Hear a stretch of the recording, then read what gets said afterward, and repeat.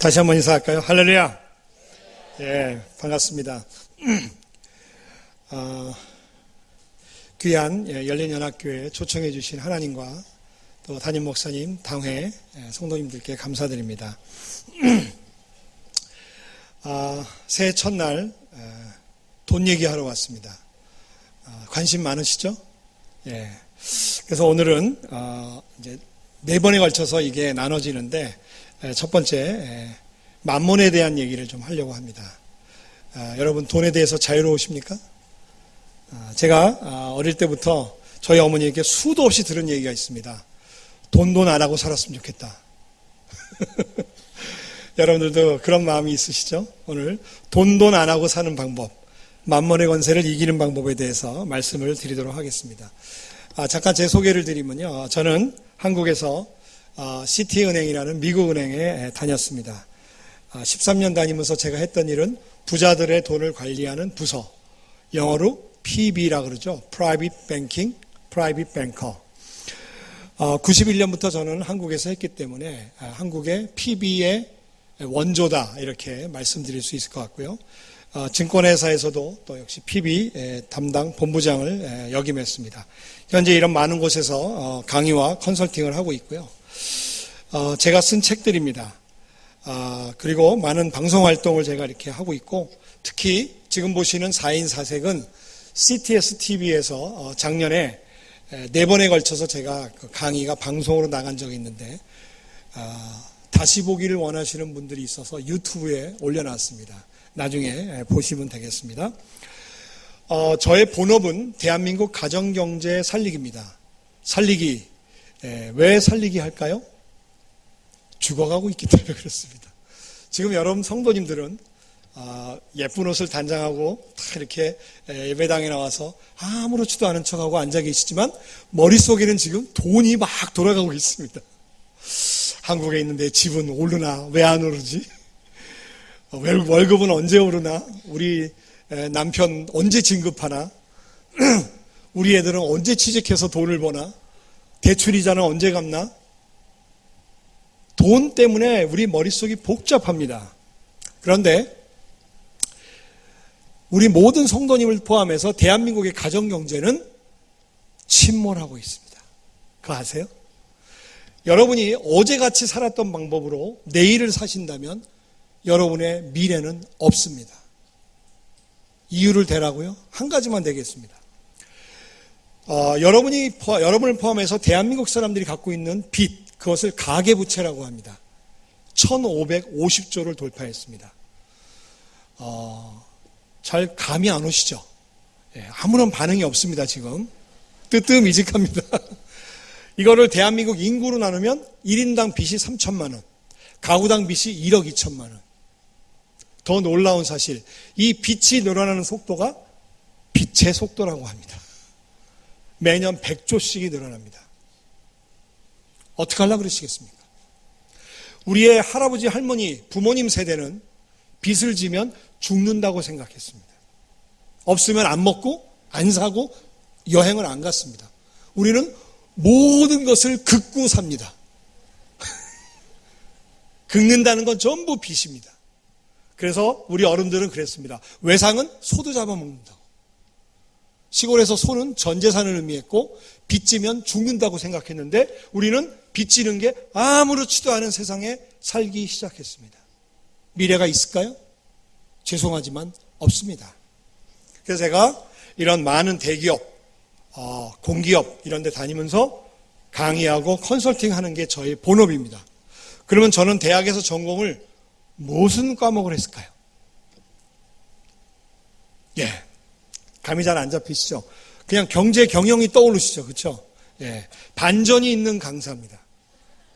저는 대학에서 전공을 건축공학을 했습니다. 이제 좀 놀라시나요?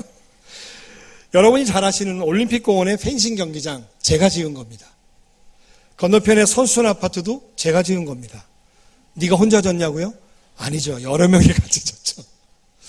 저는 이렇게 집을 짓던 건축 엔지니어였는데 제가 결혼하고 신혼여행 갔다 오니까 이 회사가 폭삭 망했습니다. 그래서 다른 회사로 이직을 하려고 여러 군데를 알아보고 있었습니다. 원래는 제가 현대 엔지니어링이라는 회사를 가고 싶었는데 어느 날 출근해서 신문을 보는데 이런 광고가 제 눈에 들어왔습니다. 시티은행 경력사원 모집, 업종, 세일즈, 전공, 불문 이렇게 나왔습니다. 전공, 불문 그래서 불문과 뽑는 줄 알았습니다. 지금 웃으신 분들은 죄다 아재십니다. 이런 걸 아재 개그라고 하는데 격하게 웃으신 분들도 많네요. 자, 은행에 나 있는 선배한테 전화해서 물어봤습니다. 나 같은 사람도 뽑냐고. 바로 연락이 왔습니다. 안 뽑는다고. 당연하죠. 그래서 저는 현대 엔지니어링 원서를 넣어서 1차, 2차를 합격했습니다. 그러던 한 3주가 지난 어느 날 아침에 출근해서 또 신문을 보는데 이런 광고가 또 내 눈에 들어왔습니다. 시티은행 경력사원 모집 전공 불문. 왜 나왔을까요? 못 뽑은 거죠. 근데 왜 그게 내 눈에 들어왔고 여러분 같으면 거절당한 회사의 광고를 보고 기분이 어떨까요? 안 좋겠죠. 근데 저는 그렇지 않았습니다. 이런 마음이 제 안에 들었습니다. 이거 봐라. 날 안 뽑으니까 자꾸 광고를 내네. 날 뽑으라 그래, 난. 그래서 또 전화를 했습니다. 선배한테 야단 맞았습니다. 바쁜데 장난 전화 그만하라고. 아니야, 형. 나 같아, 나. 나 좀 면접 좀 보라 그래. 다음날 연락이 왔습니다. 뭐라고 왔을까요? 면접 보러 오랍니다. 면접 보러 갔어요. 1시간 반 동안 인터뷰를 했는데 여러분 외국계 회사들은 매니저가 직접 뽑는 거 아시죠? 저를 보고 그래요. 김남순 씨, 예, 합격했습니다. 저랑 일합시다. 7월 1일부터 출근할 수 있나요? 그때가 6월 23일이었거든요. 뭐 뒤도 안 들어보고 예.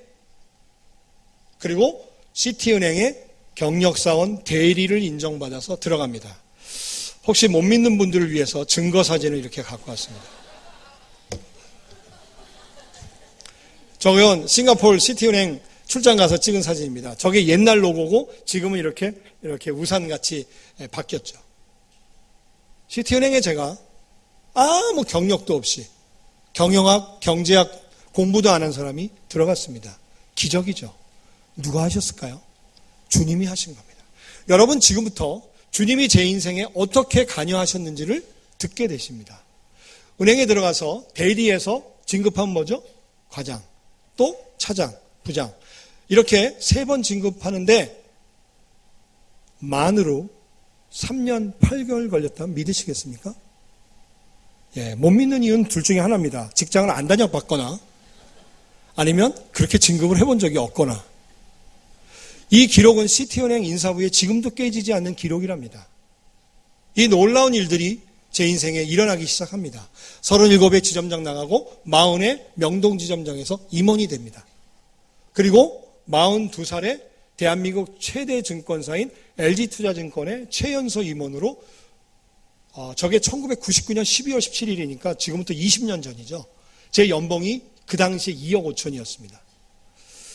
2억 5천이라도 눈 하나 깜짝 안 하시는 열린연합계 성도님을 보면서 제 강사 약간 당황스러워집니다. 여러분 한 25억쯤 받으시나요? 예, 놀라운 일들이 계속 일어났습니다. 정말 잘 나갔습니다. 그러던 중에 제 인생의 두 번째 역사적인 사건이 말레이시아에서 일어납니다. 코타키나바루. 2004년 2월에 중국 선교대회가 열렸는데 제가 재정 강사로 초청받아서 강의하고 선교사님들 상담을 싹 해드렸는데 놀라운 두 가지를 깨닫습니다. 첫째, 선교사님들도 재정 관리가 필요하다 안 하다? 돈이 있다 없다? 있어요. 너무 우습게 보지 마세요. 한 200만 원, 300만 원 있어요. 은퇴 준비는 하나도 안 돼 있더라고요. 자, 두 가지 사실을 깨달았는데 그날 저녁에 집회 때 주님이 저에게 말씀을 하기 시작하는 거예요. 남순아, 예, 넌 이번 집회 와서 뭘 느꼈냐? 예, 두 가지를 느꼈습니다. 그거 매우 중요한 거지. 예, 중요한 겁니다. 누군가 해야 되겠지. 예, 해야 될 것 같은데 왜 자꾸 나한테 물어보시지? 기분이 싸해지더라고. 그거 네가 해야 돼. 이렇게 말씀을 하시는 거예요. 바로 이렇게 대답했어요. Why me, Lord? 왜요, 주님? 그거 왜 제가, 저는 지금 너무 잘 나가서요. 한국에 가면요, 지금 5군데에서 오파가 들어와서 국민조응, 제일은행 부행장, 삼성생명 상무, 라이나생명 부사장, 이런 데가 기다리고 있습니다. 왜 제가 그거 해야 되나요? 너 잘 생각해봐. 너 원래 직업이 뭐였어? 노가다요. 지금은 세계적인 금융기관에서 훈련받은 전문적인 자산관리 금융 전문가. 맞지? 예. 네 인생에 왜 이런 일이 일어났을까? 내가 너를 사용하기 위해 준비시키고 훈련시킨 거야. 할렐루야. 주님이 저를 훈련시킨 거였어요. 그러니까 그 15년 동안에 제 인생에 일어났던 일들이 주마등처럼 싹 지나가면서 다 이해가 되는 거예요. 아, 하나님이 하셨구나. 저는 돌아오자마자 회사를 세우고 재정사역자가 됐습니다. 여러분, 찬양으로 사역한 사람을 찬양사역자라고 그러죠? 그러면 재정으로 사역한 사람은 뭐라 그래야 돼요? 재정사역자. 비공식 제가 1호입니다. 대한민국. 앞으로 저를 재정사역자님 이렇게 불러주세요. 저는 전국 전 세계 교회를 다니면서 재정관리 강의를 하고 오늘 이런 자리처럼 또 여러분들을 필요한 분들 상담도 다 해드립니다. 또 선교사님들의 은퇴 후에 주거 안정과 노후 준비를 연구를 해서 프로그램을 만들었어요. 그걸 강의해드리고 상담을 해드립니다. 못 믿는 분들이 또 많이 계실 것 같아서 이렇게 증거 사진들을 갖고 왔습니다. 또한 세 번째는요, 대한민국의 목회자님들 은퇴 준비와 재정 상담도 몹시 문제입니다. 여러분, 한국에서 은퇴한 목사님들이 박스 줍고 비닐하우스에 산다는 얘기 들어보셨나요? 심각합니다. 근데 아무도 관심이 없어요. 제가 관심을 갖기 시작했어요. 이거 보세요. 전부 돈에 관련된 일이죠. 사랑하는 성도님들, 제가 왜 제 간증을 이렇게 할까요? 이 말씀 드리고 싶습니다. 여러분에게 돈이라는 것은 어떤 의미입니까? 도대체 왜 돈을 버시고, 왜 돈을 모으시고, 왜 돈을 불려가십니까? 뭘 위해서? 오늘 여러분 스스로에게 질문을 하셔야 됩니다. 주님이 여러분에게 맡기신 겁니다. 그리고 주님이 여러분을 위해서 그 돈을 사용하시기를 원하신다는 사실입니다. 그래서 여러분들을 이 말레이시아로 부르신 거고, 여기서 여러분의 커리어를 쌓게 한 다음에 마지막 인생의 후반전 하나님이 여러분을 사용하실 줄 믿습니다. 여러분, 제 나이가 몇 살로 보이십니까? 제가 약간 뒤로 가서 어두운 곳으로 가겠습니다. 아까 어떤 분이 42 그러더라고요. 약간 욕이죠, 그렇죠? 말씀해 보세요. 제가 몇 살로 보이세요? 50? 초반? 중반? 예. 제가 작년에 환갑이었습니다. 제가 올해 61입니다. 그래 보이십니까? 제가 이 말씀 왜 드리냐면요. 제가 생애 재정 관리를 하는 사람입니다. 생애 마스터 플랜을 짜드린 일이 저의 하는 일인데, 생애 재정 관리를 하다 보면요, 인생은 전반전과 후반전이 있다는 겁니다. 전반전은 돈을 버는 기간, 후반전은 놀고 먹는 기간이 아니라는 겁니다.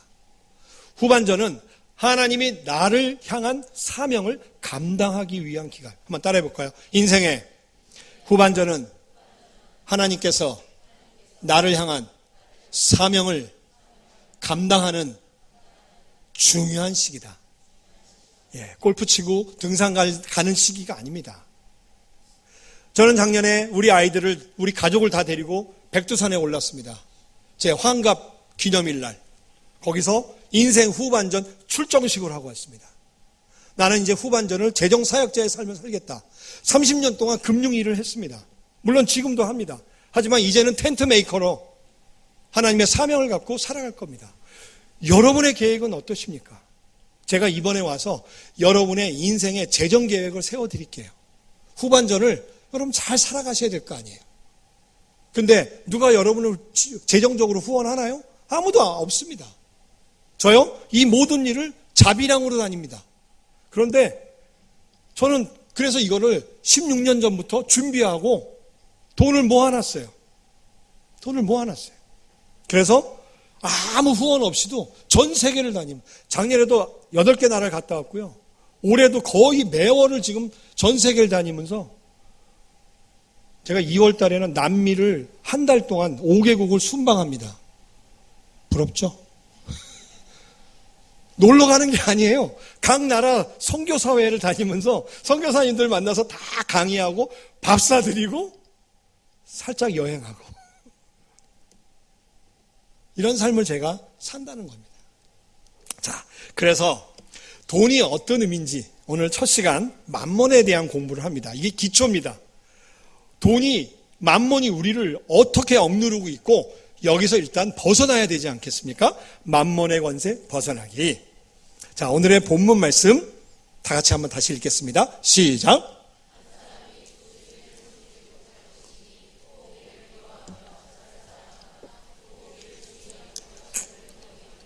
너희가 하나님과 재물을 겸하여 섬기지 못하느냐. 여러분, 우리는 두 주인을 섬기고 삽니다. 첫 번째 주인은 하나님이십니다. 주인은 하나님이 주인인 것처럼 삽니다. 저도 그렇게 살았습니다. 목소리도 홀리합니다. 아이고 장로님 안녕하십니까. 내일부터는 세상 사람들하고 똑같이 은행에 가서 예금, 적금, 펀드, 보험, 주식, 채권, 부동산 막 눈을 밝히고 유튜브 찾아보면서 어디다 투자해야 돼? 어디다 돈을 넣어야 돼? 세상적으로 삽니다. 그래서 예수님이 너희가 두 주인을 섬긴다 이렇게 얘기한 겁니다. 여러분, 한 가지 예를 들어 드릴까요? 여러분 지갑에 돈이 두둑히 있으면 여러분의 마음이 어떨까요? 넓어집니다. 그런데 지갑에 돈이 홀쭉하면 어떤가요? 마음이 싸늘해지고 나가기도 싫고 만나기도 싫습니다. 이게 바로 우리가 두 주인을 섬긴다는 아주 간단한 이해입니다. 그래서 제가 그동안 연구한 만몬이 우리에게 어떻게 권세를 부리고 어떻게 우리를 억누르는지 5가지와 벗어나는 법을 오늘 구체적으로 알려드리겠습니다. 첫 번째 만몬의 권세, 돈에 대한 염려와 근심을 하라고 합니다. 여러분, 잠깐 돈을 한번 이렇게 떠올려 보세요. 돈을 생각하는 순간에 염려와 근심이 있어요, 없어요? 있습니다. 근데 가만히 생각하면 우리 할아버지, 할머니, 교회에 오니까 장로님, 권사님 다 하는 것 같아요. 알고 보니까. 맞죠? 여러분, 가난한 사람은 돈에 대한 염려가 있겠죠, 당연히. 그렇죠? 부자는 돈에 대해서 염려가 있을까요, 없을까요? 대답을 해보세요. 있어요, 없어요? 어떻게 하셨어요? 부자예요? 제가 부자 전문지잖아요. 전공이잖아요. 부자는요, 3가지 염려가 있어요. 어떻게 하면 돈을 불릴까? 어떻게 하면 돈을 지킬까? 어떻게 하면 세금 안 낼까? 이것 때문에 잠을 못 주무십니다. 여러분, 심리학자들은요, 이런 연구를 했습니다. 여기에 관련해서 깨진 유리창의 법칙이라고 들어보셨나요? 이런 겁니다. 축구 경기가 끝나고 사람들이 막 몰려나와서 길을 건너려고 횡단보도에 섰는데 빨간불이 켜졌습니다. 한 300명이 서 있는데 건널까요? 안 건널까요? 안 건넙니다. 나도 안 건너죠. 그런데 잠시 후에 계속 빨간불인데 한 100명이 우르르 건너기 시작했습니다. 그런데 나는 어떨까요? 같이 아무 생각 없이 따라 건넙니다. 맞죠? 불법인데 잘못된 걸 뻔히 알면서도 하는 이 모습, 이게 바로 깨진 유리창의 법칙이랍니다. 많은 사람들이 하면 내가 해도 괜찮다라는 양심이 무뎌지는 이 상태. 만몬이 이거를 이용한답니다. 김집사 괜찮아, 염려해, 근심해. 박집사도 하고 다 해, 알고 보면. 그렇죠? 그러나 오늘 성경은 우리에게 뭐라고 말씀하시는지 다 같이 초록색 글씨를 읽겠습니다. 시작.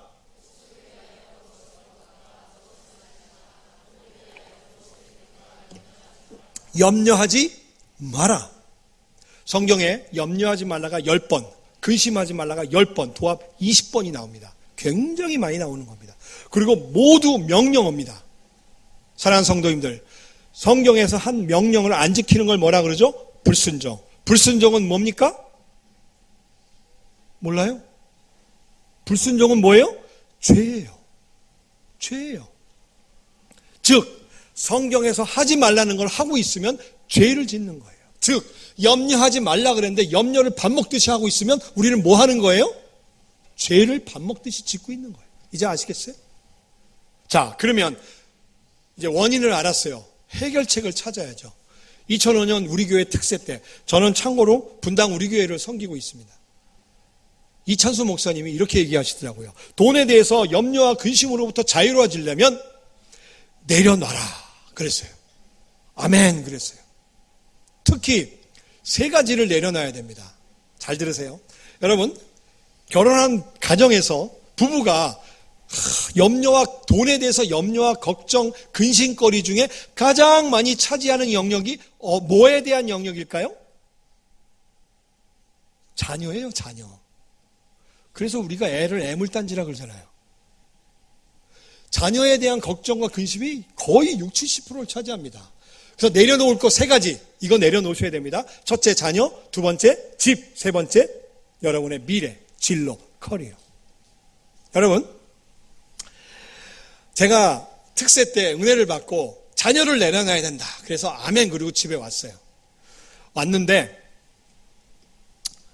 우리 아들이 그때 고2였어요. 동근이에요. 야, 동근아, 너 잠깐 일어나봐. 아빠가 오늘 특세에서 은혜 받고서 결단한 내용이 있는데 너한테 꼭 얘기해 주고 싶어. 뭔데요? 오늘부터 널 내려놓기로 했어.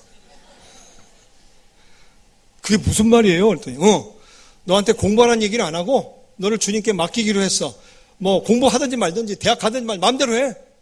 그랬더니 우리 아들이 저한테 이런 얘기를 했어요. 아빠, 땡큐. 공부하라는 얘기 안 한다니까 얼마나 좋겠어요. 자, 그로부터 1년이 흘렀어요. 수능을 봤어요. 결과가 나왔습니다. 놀라운 결과가 나왔습니다. 우리 아들은 대학에 철커덕 떨어졌어요.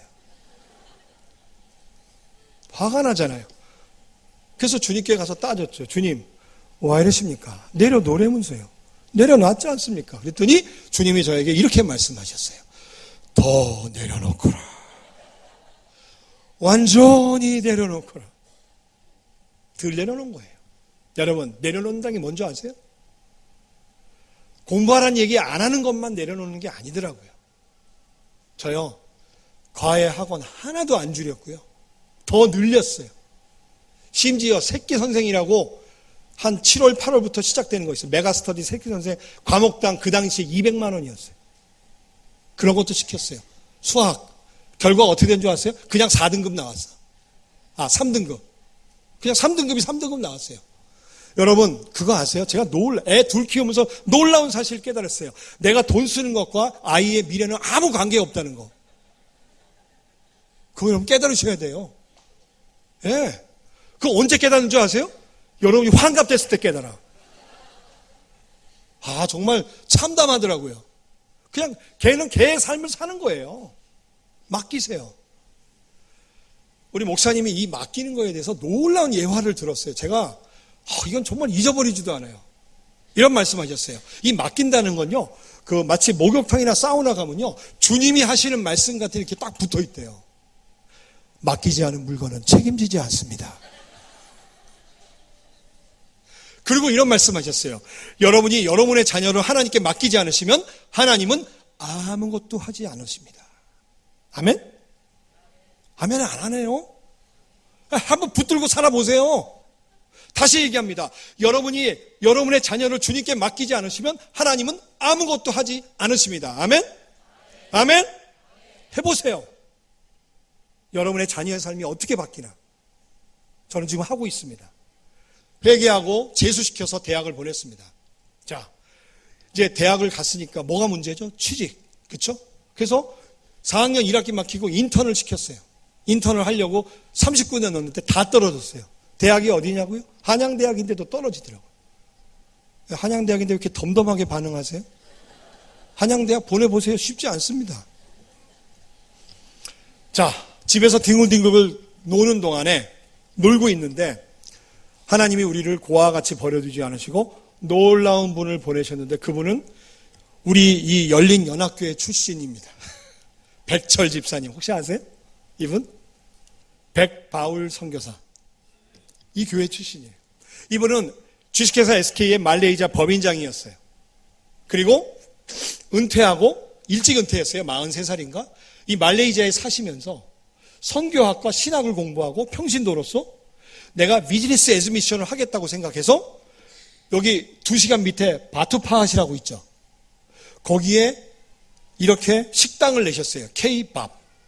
K-팝을 뒤집은 거예요. K-밥집. 놀랍죠? 자본금 3천만 원으로. 그리고 그 안에 청년들을 데리다가, 여기 오른쪽에 빨간 티셔츠 입은 청년 보이죠? 한국의 청년들을 데리다가 인턴십으로 트레이닝을 시켜줬어요. 한 4년 전 얘기예요. 불과 얼마 전 얘기예요. 이분이 우연히 저희를 만나서 우리 동군이한테 이랬어요. 동군아, 너 저기 인턴 시험 다 떨어졌다며. 예, 잘했어. 스펙은 없습니다. 잘했어. 성도님들, 저는요 우리 애들 스펙을 안 썼어요. 여러분 그거 아세요? 한국의 입시 전문 기업에 채용하는 사람들이요, 스펙을 보면요 변별력이 없어서 못 뽑겠대요. 왜? 자격증 다 똑같아. 어학연수 다 갔다 왔어. 토익, 토플 시험 다 좋아. 뭐가 변별력이 있어요? 차라리 해외에서 뒹군 경험이 더 중요하대. 그래서 저분이 이런 적이 있어요. 너 한국에 있으면 대책이 없다. 너 스펙이 없다며. 예, 잘했어. 이런 얘기를 하셨어요. 세상이 원하는 스펙을 쌓지 마. 하나님이 원하는 스펙을 쌓아야지. 아멘? 여러분, 하나님이 원하는 스펙을 쌓아야 됩니다. 이게 하나님의 자녀로서 우리가 해야 될 의무예요. 저는 그걸 몰랐던 거예요. 그러면서 이런 얘기 했어요. 너 K밥에 1년만 왔다 가라. 내가 너 훈련시켜서 사람 만들어 줄 테니까 그러면 대한민국에 너 웬만한 기회도 데려가려고 난리가 날 거다. 올래? 그랬더니 갈래. 그리고 갔어요. 말레이시아 1년 있었어요. 그리고 한국에 다시 돌아가서 4학년 2학기 복학하고 자기가 원하는 기업에다 쭉 넣었어요. 제 아들이 여기서 이런 일을 했어요. 고무장을 끼고 식당에서 요리하고요, 마당 쓸고 대신 이거 했어요. 선교사님 집에서 자면서 매일 성경 5장 읽고 큐티하고, 큐티를 카톡으로 30줄씩 보고를 해야 돼. 참고로 우리 아들은 태어나서 큐티를 한 번도 안 해본 놈이었습니다. 제대로 영성 훈련 받은 거죠. 사랑하는 성도님들, 세상의 스펙보다 더 중요한 것은 하나님의 영성의 스펙임을 믿으시기 바랍니다. 우리 아이들이 하버드 나오고 예일 나와서 로스쿨 가서 세계적인 인권 변호사가 됐는데 예배당은 안 가. 뭐가 되겠습니까? 이런 아이 키우고 싶으세요?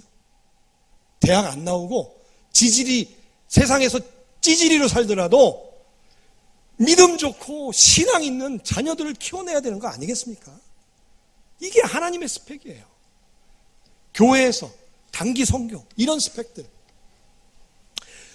그냥 우리 아들은요, 돌아와서 자기가 원하는 기업에 쭉 넣는데요, 놀랍게도 인턴 30군데 떨어진 애가 첫 번째 회사에서 합격 통지서를 받았는데요, 경쟁률이요 500대 1인 회사예요. 합격했어요. 그 지금 대일이 됐어요. 3년 한 6개월 됐는데, 거의 4년 돼가는구나. 지금 잘 다니고 있습니다. 이 모든 일을 누가 하셨을까요? 하나님이 하신 겁니다. 제가 한 건요, 말레이시아 왕복 비행기표 사준 것밖에 없습니다. 여러분, 부모가 할 수 있는 게 거의 없습니다. 여러분이 할 수 있는 게 뭐가 있겠어요? 등록금 대주고 기도하는 것밖에 없지 않습니까? 주님께 맡기세요. 다시 한번 얘기합니다. 맡기지 않은 물건은 책임지지 않습니다. 절대 주님이 책임지지 않습니다. 제가 아주 소중한 동영상을 하나 갖고 왔습니다. 여기에 관련된 거 동영상 하나 보고 가시겠습니다.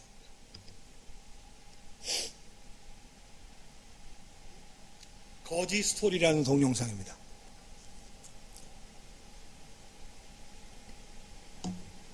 아니, 내가 비디오에서 봤는데 김우중 목사님이 이랬어. 비디오 너무 감동이야. 그러니까 어떤 거지가 있었어. 근데 그 거지가 밥을 못 먹어가지고 죽을 뻔했어. 근데 그때 왕이 그 길을 거리고 있는 거야. 그러니까 왕이 이랬어. 너는 이제 내 아들이다. 너는 이제 궁전에 와서 나랑 같이 살 거다. 라고 말했어. 근데 그렇지. 그리고 소년이 따라가다가 이제 왕이 말했어. 네가 나를 따라갈 거면 네가 있는 것을 다 버려야 돼. 다 버려. 왜냐면 그래서 소녀는 자기 물건들을 바라봤어. 먼저 깡통. 그 깡통이 없었다면 밥을 못 먹어. 굶어 죽을 뻔했어. 그 다음에 이제 당면을 봤어. 그렇게 바람이 부를 때 담요가 지켜줬지. 근데 그 담요랑 깡통을 버리라는 거야. 너무 심각하지 않아? 그리고 마지막 수저. 수저는 제일 아끼는 거였어. 수저가 없었으면 밥도 못 먹었을 거야. 수저를 가장 좋아했어. 근데 그거를 다 버려. 그러니까 왜 버려야 돼? 그냥 나랑 같이 궁궐에 갖고 가면 안 되냐고. 근데 왕의 생각 아니면 말은 바뀌지 않아. 안 돼. 다 버려야 돼. 아니면 넌 아직도 거지로 살 거야? 아니면 나랑 같이 와서 궁궐에서 살 거야? 이거 다 버리라니까. 그러니까 지금 김우주 목사님이 말하고 있는 뜻은 하나님 진짜 막 하나님보다 뭐를 더 좋아하면 안 된다고. 하나님이랑 같이 헤븐로 갈 거면 아무것도 들고 갈 수 없어. 깡통 그런 거를 갖고 가면 지금 하나님이 보시기에는 우리는 지금 거지야. 우리는 풀로 씬, 여기 씬이 너무 많아. 우린 지금 거지야. 근데 하나님이 우리를 그렇게 사랑해서 지저스를 보내서 죽었지. 그러니까 3일에 일어났어. 그러니까 요거를 다 버리고 하나님을 믿으러 헤븐로 가는 거야. 자, 이제 할머니 잘 들었지? 거지 스토리. 이제 끝이야. 할머니.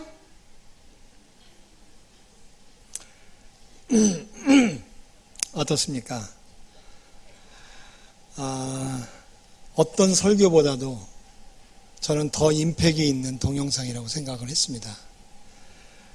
이 아이가 하는 말 중에 저는 정말 잊지 못하는 게 하나님보다 더 사랑하는 거. 돈 아닙니까? 그걸 버리란 얘기입니다. 그런데 우리는 하나님이 왕의 자녀로 만들어 주셨거든요. 그래서 이 세상을 다 소유할 수 있고 이미 소유를 한 거예요. 그런데 깡통, 담요, 수저 이거 붙들고 맨날 우리는 고민하는 거예요. 그래서 만몬의 첫 번째 권세 내려놓음 이게 굉장히 우리에게 지금 필요한 거다. 아까 제가 두 번째 집 얘기했죠. 여러분 한국에 집이 다 있으시죠? 네, 없으세요? 네, 할렐루야입니다. 집값 내려갑니다. 이제 본격적으로 내려갑니다. 2007년에 부동산 고점 찍고 2013년에 다시 바닥을 찍었을 때 강남 비롯해서 모든 집값이 50% 폭락을 했었어요. 가서 한번 보세요. 다시 제 위치에 온 건데요. 집이 한 채 있으면요. 오르면 기분 좋고 내려가면 기분 나쁘고 오르락 내리락 이거 하다 그냥 가는 거예요. 아시겠죠? 그래서 집이 하나 있으면 그냥 사용자산이에요. 그리고 여러분 우리가 이런 노래 있었죠. 죄 많은 이 세상은 내 집 아니니 내 집 아니라며. 근데 뭐 여기다 내 집 만들더라고 난리를 치고 가지가지도 못할 거 깡통입니다. 아시겠어요? 그래서 제가 자산관리 전문가로 이렇게 전문적으로 말씀드립니다. 여러분의 자산은요 부동산 50%, 현금 자산 50%, 부동산을 줄여야 됩니다. 큰일 납니다. 제가 이번 기회에 와서 상담해 드릴 테니까 나중에 한번 상담을 잘 받아보세요. 두 번째 만몬의 권세는 돈을 잘 관리하지 말라고 하는 겁니다. 잘못 관리하게 하는 거. 여러분, 제가 PB를 했다 그랬죠? PB는 이런 일을 합니다. 고객이 저한테 1억, 2억, 5억을 맡깁니다. 자, 그리고 돌아가면 저는 무슨 의무가 있죠? 두 가지 의무. 돈을 잘 관리하는 의무, 돈을 잘 보고하는 의무. 맞죠? 자, 그럼 사랑하는 성도님들 대답해 보세요. 여러분이 매월 받는 월급과 소득, 그거 하나님이 주신 걸까요? 맡기신 걸까요? 왜 이렇게 대답을 띠띠미직하게 하십니까? 아니면 대답하기 싫으십니까? 다시 묻습니다. 맡기신 걸까요? 준 걸까요? 맡긴 겁니다. 그러면 무슨 의무? 관리의 의무와 보고의 의무가 있습니다. 자, 그러면 관리 의무. 첫 번째, 관리는요, 예산 결산을 하고 가계부를 써야 되는데, 잘 보세요. 대한민국 정부, 기업, 학교, 교회, 이런 모든 것들은 매년, 매분기, 매월 예산 결산 해요, 안 해요? 합니다. 왜 할까요? 돈 관리 철저히 하고 돈 새는 거 막으려고. 그러면 여러분의 가정에서도 예산 결산을 해야 됩니다. 이게 성경적인 겁니다. 그래서, 그리고 가계부를 써야 되는데요. 여성 성도님들 얼굴 피세요. 가계부 얘기만 하면 막 그냥 얼굴이 막. 제가 좋은 거 가르쳐 드릴게요. 여러분이 갖고 있는 이 핸드폰이 스마트폰이죠. 여기에 앱스토어에 들어가서 가계부라고 치면 가계부 앱이 쫙 뜹니다. 한 20개가. 앱은 뭔지 아시죠? 내가 네 앱이다 할 때 그 앱을 얘기하는 겁니다. 자, 이거 중에 두 가지를 추천합니다. 네이버 가계부와 뱅크 샐러드라는 거를 까세요. 그리고 예산을 쭉 넣으세요. 자세한 건 내일 아침 특세 때 또 말씀드릴게요. 오늘 시간이 없어서. 그리고 여러분의 신용카드를 거기다 등록하면요, 끝났어요. 그 다음부터 이런 일을 합니다. 가계부가 자동으로 써져요. 여러분이 어디 가서 밥을 먹고 2만 원을 딱 결제하고 딱 뒤돌아서서 문 열고 나오면 여러분의 가계부 외식비 지출란에 2만 원이 와서 척커덕 꽂힙니다. 즉, 가계부가 자동으로 인공지능으로 써진다는 얘기입니다. 그러면 여러분 뭐 해야 돼요? 한 달에 한 번 보고해야죠. 앱을 놓고 기도하는 거예요. 주님이 저에게 맡겨주신 300만 원을 한 달 동안 이렇게 잘 썼습니다. 잘했죠? 다음 달에는 500이 필요한데 좀 주시겠습니까? 이렇게 기도하는 거예요. 이게 관리입니다. 아시겠죠? 돈을 잘 관리하시기 바랍니다. 세 번째, 만몬은 충동 구매하라고 합니다. 아, 드디어 왔네. 충동 구매. 그렇죠? 충동 구매가 만몬의 짓이라는 결정적인 증거를 제가 여러분들에게 제시합니다. 세상 사람들은 충동 구매가 일어날 때 뭐가 내린다 그러죠? 지름신, 귀신, 만몬이잖아요. 자, 대한민국 사람들 사이에 매일 커피를 마시는 이게 이제 문화가 됐어요. 그렇죠? 여러분들도 매일 한 잔씩 마시죠? 자, 매일 카페라떼를 한 잔 마신다면 한 달이면 얼마일까요? 9만 원. 1년이면 108만 원. 10년이면 1080만 원이 됩니다. 안 놀라세요? 자, 놀라기 리액션 시작.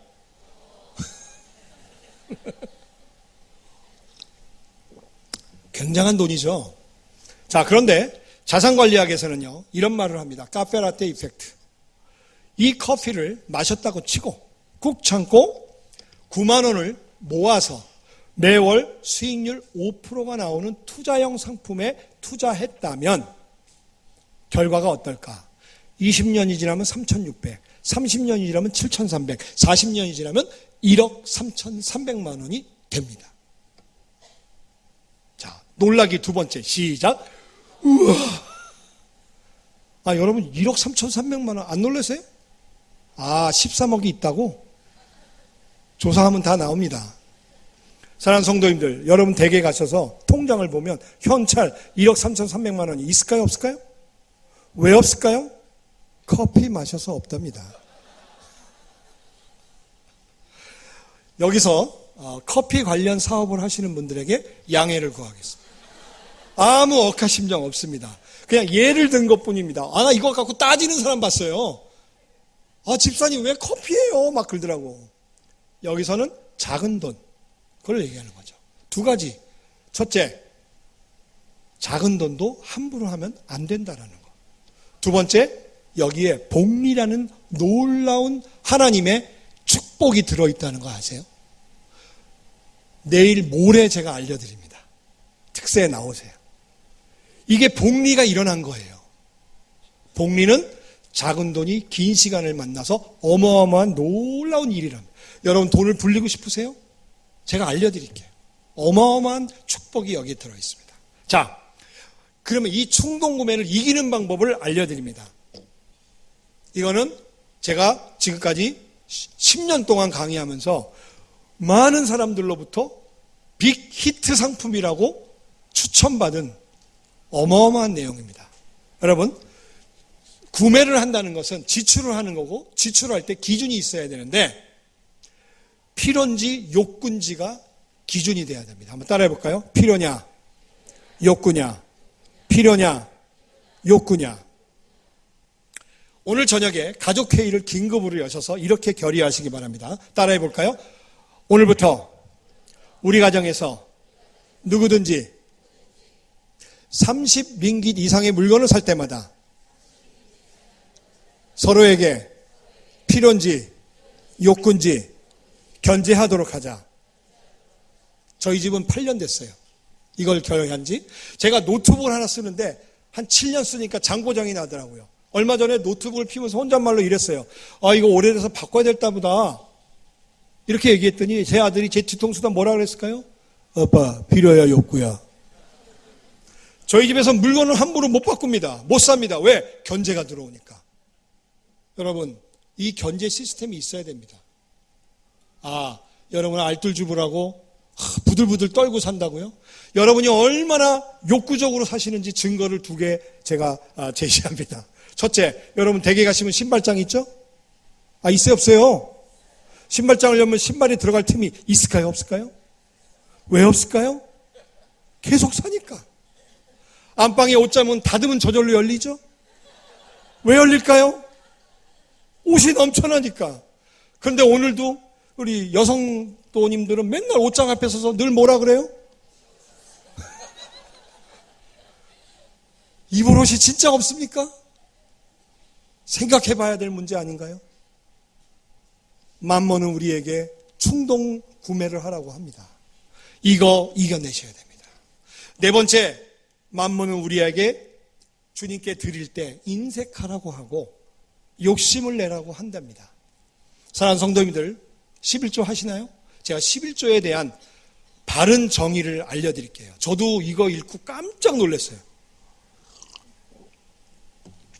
여러분 11조를 어떻게 알고 계세요? 내가 월급을 300만 원 받았어요. 그러면 30만 원 주님 거, 270은 내 거. 이렇게 생각하시죠? 틀렸습니다. 그거 아니랍니다. 11조를 드릴 때, 이건 제가요, 요즘 나오는 많은 문헌을 읽고 거기에 공통된 의견을 말씀드리는 겁니다. 11조를 드릴 때 이렇게 기도하면서 드려야 된답니다. 주님, 주님이 저에게 맡기신 이 열을 다 주님 거라서 돌려드려야 옳지만 9은 주님이 저를 이 땅에 보내신 사명을 잘 감당하라고 맡기신 줄로 알고 사명 감당 비용으로 잘 쓰겠습니다. 하나를 구별해서 드리지만 열의 마음을 담아서 드리오니 받아 주시옵소서. 아멘? 놀라운 얘기입니다. 여러분, 다시 묻습니다. 여러분이 얻은 소득, 월급, 소득은 주님이 맡기신 건가요? 준 건가요? 맡긴 겁니다. 그래서 언젠가는 돌려드려야 되는데 왜 하나만 드릴까요? 말라기에 써 있어서 아닙니다. 제가 놀라운 얘기 해드릴까요? 예수님은 신약 성경에서 11조라는 단어를 한 번도 언급하지 않으셨습니다. 그럼 안 해도 돼요? 아닙니다.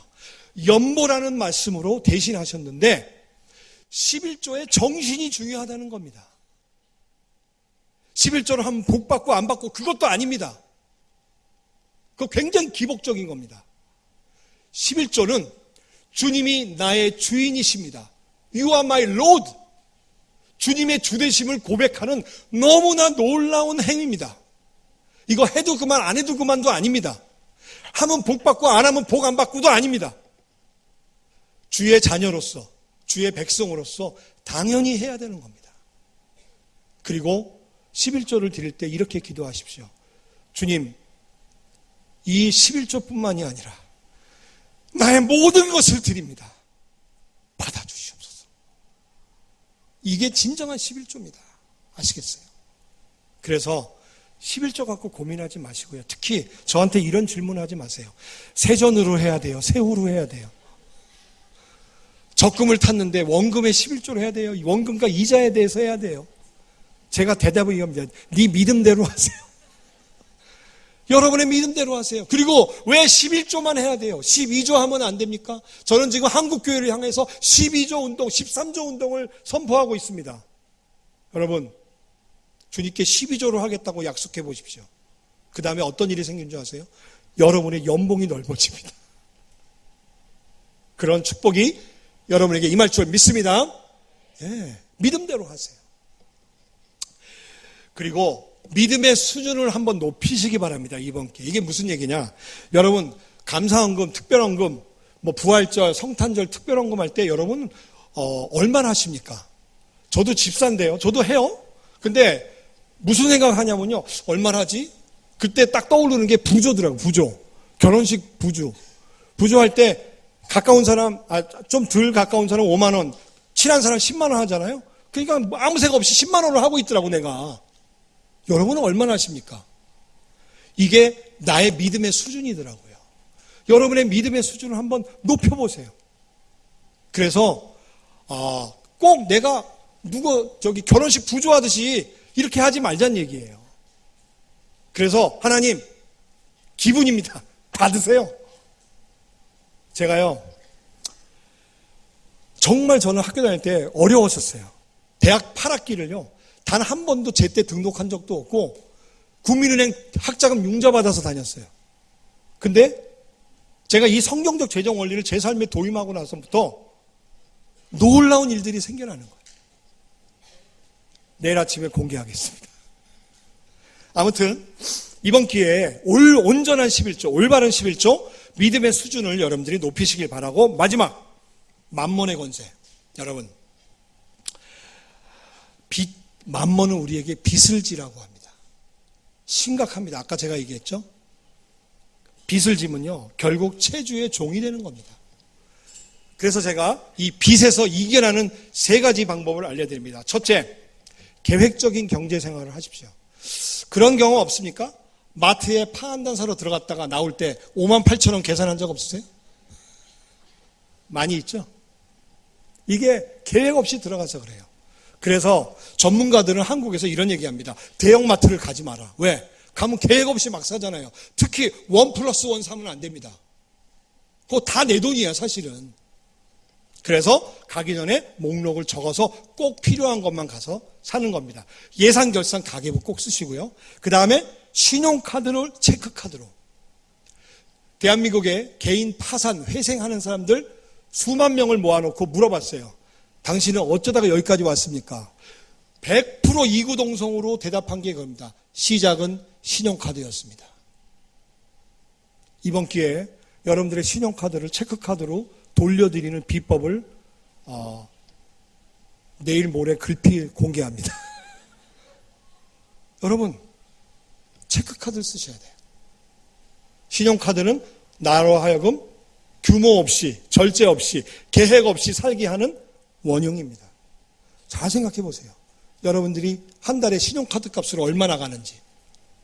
3번째, 기다리는 훈련을 하셔야 됩니다. 이게 무슨 얘기냐? 우린요 기다리지 않아요. 일단 냉장고 테레비 사고 긁고 6개월 무이자로 하잖아요. 이게 문제인 거예요. 그래서 이렇게 하는 거예요. 봉투를 구입하세요. 봉투에다가 냉장고 교체비 이렇게 써요. 냉장고가 100만 원이에요? 그러면 10만 원 10번 모아서 목돈이 모이면 가서 사는 거예요. 그렇게 해본 적 없죠? 그렇게 하셔야 돼요 이제. 그런데 이렇게 하다 보면 중간에 이런 생각이 들어요. 내가 지금 무슨 짓을 하고 있지? 냉장고 멀쩡한데 내가 왜 바꾸려고 그랬지? 그냥 쓰게 돼요. 돈이 굳습니다. 놀랍죠? 자녀들에게 이렇게 적용합니다. 엄마, 노트북 사줘. 얼마야? 100만 원? 그래. 네가 50만 원 모아와. 이게 기다리는 훈련이에요. 그러면요, 지가 알바하고 막 난리를 쳐서 모아와. 아니면 이래. 엄마 나 안 할게 그냥 노트북 쓸게. 오케이. 써도 되는 거잖아. 이게 기다리는 훈련입니다. 우리 이거 안 시켜요, 애들한테. 맞죠? 자, 5가지 만몬의 권세를 말씀드렸고, 이제 중대한 결단의 시간이 왔습니다. 자, 이 아이와 같이 오른 주먹을 불끈 쥐세요. 자, 주먹. 자, 첫째, 다 같이 읽겠습니다. 파란 글씨만 시작. 돈과 재물의 소유권을 인정하고 주님께 양도하라. 내일 아침 나오시면 소유권 양도 서약식을 할 겁니다. 무지 은혜됩니다. 꼭 나오세요. 두 번째, 시작. 내려놓아라. 자녀, 집, 여러분의 미래 문제. 세 번째, 시작. 매월 예산 결산을 하고 가계부를 써라. 네 번째, 시작. 재정 상담을 통해 일생의 재정 계획을 세우라. 여러분, 계획 안 세우고 살잖아요. 재정 계획은 이런 겁니다. 여러분이 앞으로 살면서 목돈이 들어갈 일들이 있죠. 자동차 구입, 내 집 마련, 사업 준비, 큰아이 대학 입학, 결혼 자금, 은퇴 후의 선교적 삶, 목표를 세우는 겁니다. 세우면 남은 기간이 나오죠. 여러분 그거 아세요? 모든 금융상품은요, 만들어질 때 3년짜리, 7년짜리, 10년짜리, 20년짜리가 있다는 거. 근데 우리 그거 모르고 아무거나 막 가입하잖아요. 그러니까 돈이 안 되는 거예요. 그래서 저희가 이번에 제가 목사님의 특별 부탁으로 우리 직원을 둘 데리고 왔어요. 잠깐 일어서 보세요. 앞으로 나오세요. 여러분들 들어오실 때 이 상담 신청서 받으셨죠? 이거 한번 꺼내보세요. 지금 이거 쓰는 시간이에요. 여러분들의 재정 상담을 무료로 해드립니다. 이분들은요, 한국에서 다 정말 몇십만 원씩 받고 상담을 하는 분들이에요. 정건주 이사, 최미선 이사인데, 이 두 분이 수요일까지 쿠알라룸푸르에 머물면서 여러분들의 재정 상담을 가정당 1시간 반씩 해드릴 거예요. 지금 여기다가 여러분이 그 스케줄 있죠, 밑에 스케줄표에 원하는 시간을 2개만 체크를 하세요. 그리고 그 카톡 아이디를 꼭 써주세요. 왜냐하면 저희가 여러분들과 소통할 것은 카톡밖에 없어요. 그렇죠? 그리고 부부는 한 장만 쓰시는 거예요. 따로따로 쓰지 마시고요. 그래서 이걸 쓰고 나가다가 우리 두 분한테 제출해 주시면 카톡으로 언제 몇 시까지 어디로 오라고 얘기할 거예요. 저희가 이비스 호텔 요 가까운 데 있거든요. 글로 오셔서 저희들이 1시간 반씩 상담을 여러분들의 필요한 부분들을 해드리고 아까 여기 보여드렸던 청지기 재정 계획을 세우는 일을 도와드리도록 하겠습니다. 볼펜 없는 분 손 드세요. 좀 전해주세요. 그리고 이거 정말 여러분들에게 귀한 기회니까 여러 가지 여러분들의 재정의 문제가 있죠. 어려움이 있죠. 특히 부채 문제 이런 거 빚을 대신 갚아주진 않습니다. 하지만 빚에서 헤어나오는 방법은 알려드립니다. 자, 들어가세요. 자, 마지막 5번째. 자, 주먹 쥐고 다 같이 시작. 성경적 재정관리로 하나님과 샬롬을 이루라. 여러분, 재정관리의 목표가 뭔지 아세요? 부자 되는 게 아닙니다. 돈으로부터 자유로워져서 요한복음 14장 27절 내가 너희에게 평안을 주노니 내가 주는 평안은 뭐와 같지 않다? 세상이 주지 않는 평안. 여러분, 이 평안 누리셔야 되는 거 아닙니까? 돈으로 얻는 평안은요, 금방 없어집니다. 안개같이 사라집니다. 하지만 늘 내 안에 넘치는 이 평안, 그 평안이 바로 재정적 평안입니다. 샬롬입니다. 이번 기회에 특세 사흘 동안 여러분 나오셔서 이 평안을 꼭 누리시기 바라고요. 제가 이 책을 2개 갖고 왔는데 여리고에서 배우는 성경적 재정관리, 제목도 너무 신기하죠. 도대체 여리고에서 무슨 재정관리를 배우나. 이게 이번에 교재입니다. 근데 무거워서 많이 못 갖고 왔고요. 일부에 많이 나갔어요. 이게 빨리 나오셔야 이게 삽니다. 50링깃입니다. 그 다음에 두 번째 책은 죽기에 너무 젊고 살기에 너무 가난하다. 이거 제가 쓴 책인데 성경적 세계관을 바탕으로 쓴 건데 작년에 네이버의 베스트셀러였었습니다. 이 두 가지 여러분들에게 제가 사인해서 드릴 테니까 꼭 구매하시기 바라고 제가 기도하고 마치겠습니다. 살아계신 아버지 하나님 감사합니다. 부족한 종이 감히 하나님의 말씀을 대언했습니다. 주님, 우리가 갖고 있는 모든 돈과 재물의 주인은 하나님이심을 고백합니다. 우리는 위탁받은 관리인이고 우리는 청지기입니다. 주님, 우리가 이 만몬의 권세로부터 벗어나는 길을 배웠사오니 우리 가정에 이것을 적용해서 재정적 자유함, 샬롬을 얻는 저희 성도님들 될 수 있게 주여 복 축복 내려 주시옵소서. 예수님 이름으로 기도드렸습니다.